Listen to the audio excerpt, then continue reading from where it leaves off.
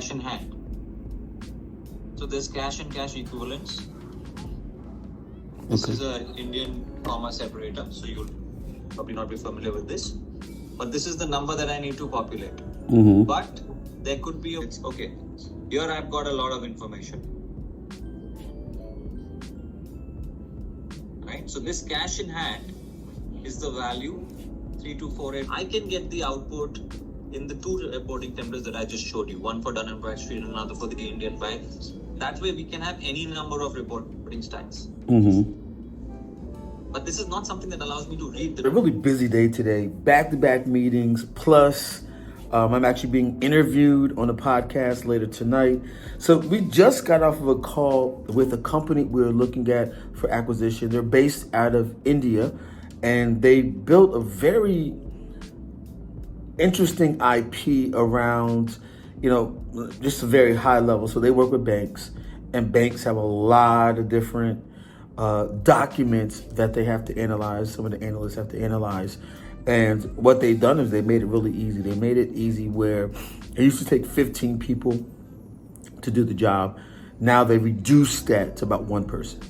And that's the customer productivity that we look for, and how to enhance, that with about 60 to 70% accuracy with the documents that they analyze. So it's not 100% generative AI. The background of the founders, they both work for the big four accounting firms. So they're taking some of their contextual intelligence and knowledge and building a layer over top of IP. And me and my team, we just wanted to take a little peek. They lift up the hood for us, showed us the product, how it works, and what they're looking to do. So right now, they may not be ready in terms of acquisition. And the conversation has taken a little bit of a turn where there are some gaps that they're facing where we can potentially fill. And that's in business development and sales, where they need to, in order for them to either raise capital or even be acquired, there's certain things that they have to do. And these are some of the things that we look at, we point out to the founders and, offer recommendations. So that's what that call was about. So I'm about to grab something to eat, getting a little hungry right now. Then later this evening, I have a podcast interview that I'm going to be on. So stay tuned. The thing that our team is really sober about is the fact that when we're being pitched AI solutions, it's almost common knowledge within the ecosystem that, and MIT did a report on this saying that out of all of the AI solutions that have been piloted in an enterprise company,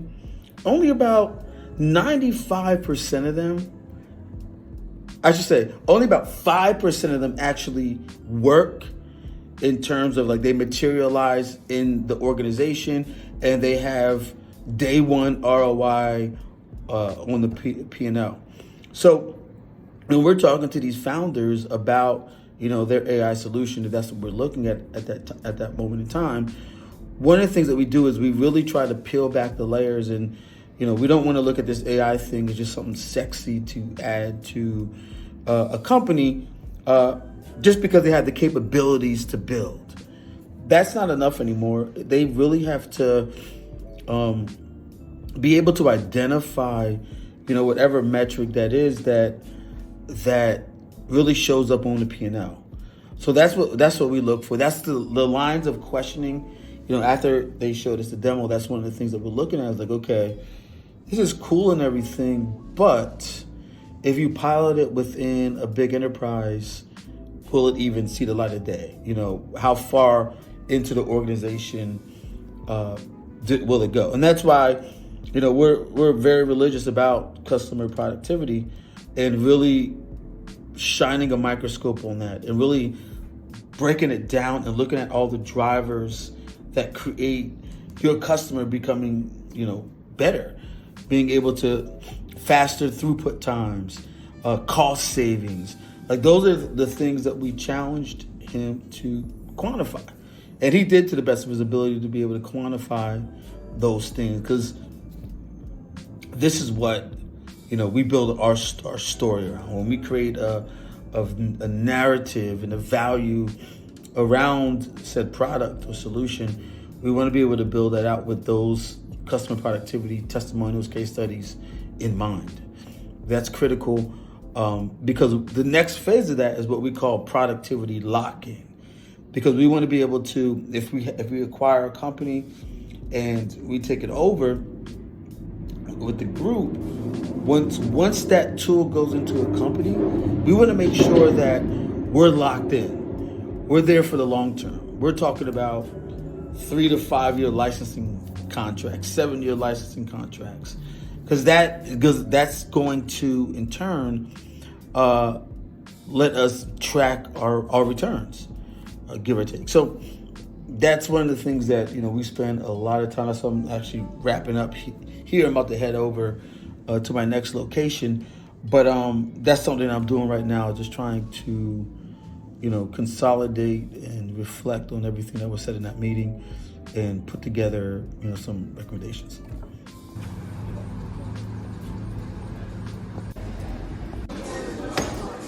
Got to the Moxie. This is where we're going to be doing the interview at. So waiting for the host right now. So I think I'm just going to pull out my laptop really quick and finalize some things that I was working on before it starts. It starts in about a half hour or so.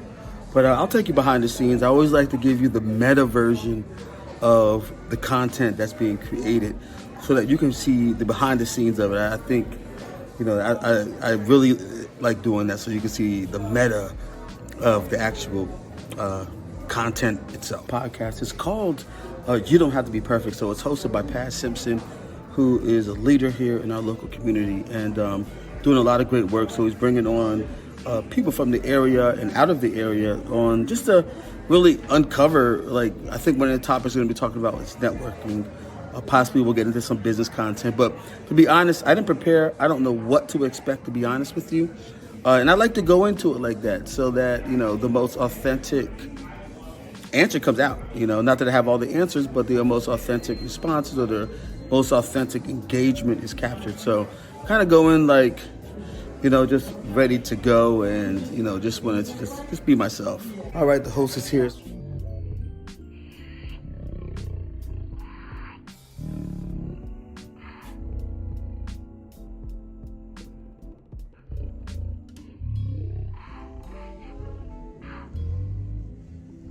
Take you behind the scenes. And it's funny because this is an interview that, is time in the making. Yeah. Because you were talking in a space that I don't hear, unfortunately. Yeah. Many people of black or brown descent talk about, which was, secondary banking. Yep, and private equity and M&A and those things, yeah. That's such an amazing world to get into. Mm-hmm. But it's not a world that many of us, like I say, one, know about. Yes, yeah. And two, get into. Yeah. I was blessed that one of the sisters I knew was the youngest black VP or youngest VP in Goldman Sachs history. Oh, wow. Black woman. Yeah, wow. You know what I mean? Now she's in her 40s. Yeah. So, when hearing that she did that, I was like, there's a world. There is. That I don't know about. There is. Right. And my mentor says we should know what we know. Yeah. Know what we don't know, we know. But then there's a world that you don't know, you don't know. Yeah. And that's the world that you seem to play in right now. Well, what's interesting about that is, speaking of my daughter being a young entrepreneur, where I really found my entrepreneurial roots is when I was 10 years old. So me and my brother, this is how I like to explain how I got to where we're at. Me and my brother, we had our own baseball card shop in our basement. So we noticed there was a gap where our friends didn't want to ride their bikes to the baseball card shop to get the latest card. I'm sure you collect cards back in the day. We collect baseball, basketball, all those cards. But what we discovered is we rode to the baseball card shop. We would get a box of those baseball cards. We would open the box up. we would take the pack out, okay? Yes. We would open the pack up and take the best card out, Yes. put it on the ground, and then the remaining pack, we would fill it with some like just regular cards. We got to iron. We ironed the pack back together. We put it in the box. We took the good card, put it in a glass case, and we sold it for a premium. Yeah. What that was financial engineering of an asset. And no one taught us. Mm-hmm. We didn't even know what an entrepreneur was. It was just we just knew to do that. And long story short, About new things. Yeah. You know, every episode we try to give them something different, someone new, you know, some passion behind it. And I think outside of telling about your family, you got to tell them about your business and some strategies that were necessary. Yeah. So if you're watching this vlog and you didn't pay attention that he's been vlogging the journey, that's the strategy in itself. Yeah. So if you don't know why you should trust them, there's a reason to trust right there. appreciate it, man. Stay tuned.